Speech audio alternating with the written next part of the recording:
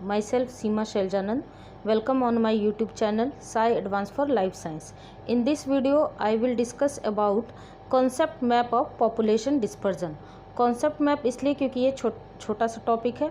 जो बड़ा टॉपिक होता है वो मैं माइंड मैप के थ्रू समझाती हूँ और जो छोटे टॉपिक होते हैं वो कॉन्सेप्ट मैप के हेल्प से समझाते हैं।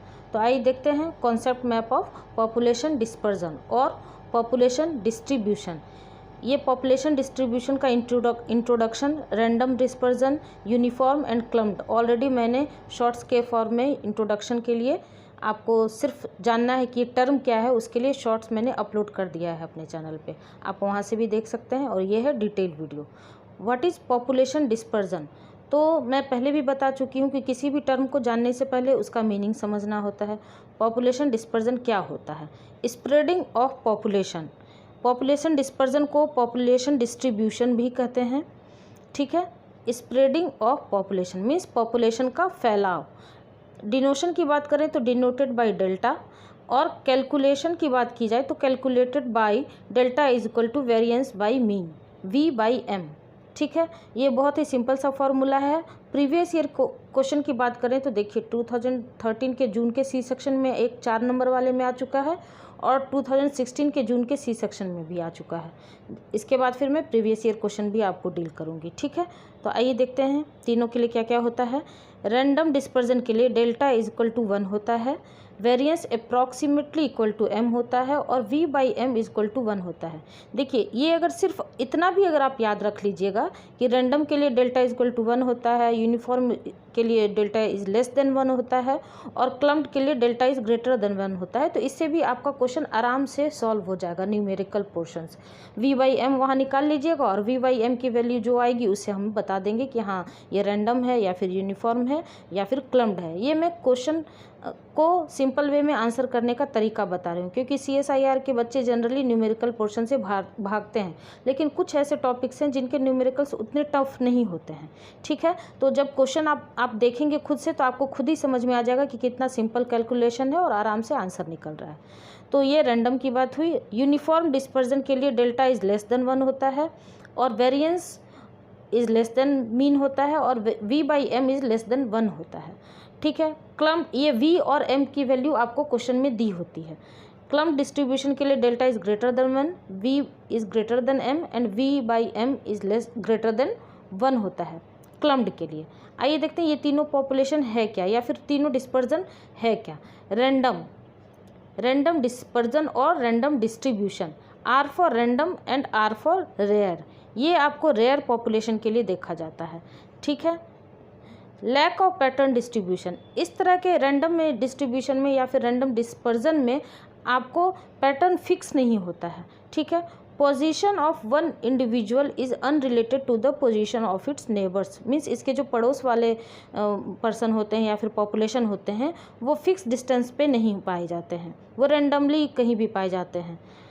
और एग्जाम्पल की बात करें तो सीड डिस्पर्जल, जैसे सीड डिस्पर्ज होके कहीं से भी आता है तो वो बर्ड के थ्रू भी आ सकता है। कोई बर्ड अपने बॉडी पर किसी प्लांट के सीड को लेके कहीं भी मिट्टी में गिरा देती है तो वो रैंडम होता है। ठीक है, या फिर हवा के थ्रू, एयर के थ्रू आ जाए या फिर वाटर के थ्रू, किसी भी सोर्स कुछ भी हो सकता है। तो सीड डिस्पर्जन आपका एग्जाम्पल होता है किसके लिए? रैंडम डिस्पर्जन के लिए। और रैंडम डिस्पर्जन का फॉर्मूला क्या है?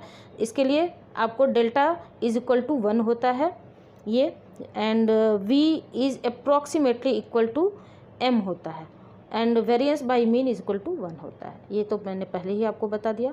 अब देखिए uniform dispersion. Uniform means follow a regular pattern of distribution. Uniform शब्द से ही पता चल रहा है कि follow a regular pattern of distribution. Individuals are more or less uniformly distributed. Example की बात करें तो मैनेज्ड क्रॉपलैंड, जब फार्मर अपने बीज बोते हैं तो वो बिल्कुल मैनेज्ड वे में क्रॉप होता है। ठीक है, तो उस टाइप के क्रॉपलैंड को क्या कहेंगे? यूनिफॉर्म, क्योंकि वो फिक्स डिस्टेंस पे होता है। ये वाला क्रॉप यहाँ होगा तो इसके ठीक इतने डिस्टेंस पे दूसरा, फिर तीसरा, फिर चौथा, ये एक फिक्स पैटर्न होता है। तो इस तरह के डिस्ट्रीब्यूशन या फिर इस तरह के डिस्पर्जन को क्या कहते हैं? यूनिफॉर्म। और फार्मूला की बात करें तो यूनिफॉर्म के लिए क्या होता है? Delta is less than 1, v by M is less than 1 और v is less than m होता है, means variance is less than mean होता है। ठीक है, रैंडम के लिए इक्वल होता है और यूनिफॉर्म के लिए छोटा होता है, लेस होता है। अब आइए last one, clumped distribution. Clumped, C for clumped and C for common, ये एक कॉमन पॉपुलेशन के लिए होता है, कॉमन डिस्ट्रीब्यूशन पैटर्न होता है, ठीक है। Individuals living in a clumped pattern, example की बात करते हैं तो ह्यूमन बीइंग का एग्जाम्पल यहाँ पर लिया जाता है। कोई भी किसी भी ह्यूमन बीइंग का आप एग्जाम्पल लीजिए, वो अकेला रहना तो बिल्कुल ही नहीं पसंद करता है, वो क्लम्प्ड वे में रहना चाहता है, 2-4 साथी उनको चाहिए रहने के लिए। कुछ ही एक्सेप्शनल लोग होते हैं जो अकेला रहना पसंद करते हैं, नहीं तो जनरल ह्यूमन बीइंग की साइकोलॉजी होती है कि वो लोगों के बीच में ही रहना ज़्यादा पसंद करते हैं। तो एग्जाम्पल होता है क्लम्प्ड डिस्ट्रीब्यूशन का ह्यूमन बीइंग।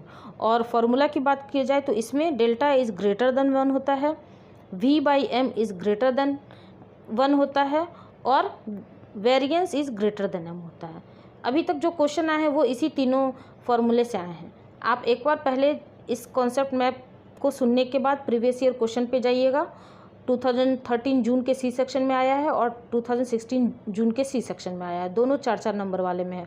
और देखिएगा कितना सिंपली वे में आपको वो आंसर आराम से निकल जाएगा। वहाँ वेरिएंस और मीन का वैल्यू दिया होता है और आप देखिएगा कौन सा 1 है अप्रॉक्सीमेटली। अगर 0.98 या फिर 0.99 आया तो उसको भी 1 ही मानते हैं, तो वो रैंडम डिस्पर्जन के लिए हो जाएगा। यूनिफॉर्म के लिए बात करेंगे तो वो लेस देन 1 हो जाएगा। अगर वैल्यू आपको 0.5 है कुछ इस तरह से, तो वो हो जाएगा यूनिफॉर्म के लिए। और क्लम्प्ड के लिए ये ग्रेटर देन 1 होता है, मीन्स 1 से ज़्यादा 2, 3, 4 कुछ भी हो सकता है। तो इस तरह का आंसर आपको आराम से निकल के आ जाता है, ठीक है। तो और इसका शॉर्ट्स मैंने अपलोड कर दिया इंट्रोडक्शन के फॉर्म में। अगर आपको मेरा ये एक्सप्लेनेशन पसंद आता हो तो please like, share and subscribe जरूर कर दीजिएगा। और कुछ भी सजेशन देना हो, देखिए बच्चों आप लोग कुछ कमेंट नहीं बताते हैं, आप कुछ भी कमेंट सेक्शन में हमें बताइए कि हाँ इस तरह का इम्प्रूवमेंट या फिर इस तरह के ये जो पैटर्न मैं फॉलो कर रही हूँ ये आपको पसंद है या फिर नहीं पसंद है। कुछ भी सजेशन आपको देना हो तो प्लीज़ कमेंट सेक्शन में ज़रूर बता दीजिएगा। मिलते हैं हमारे नेक्स्ट वीडियो में, तब तक के लिए थैंक यू।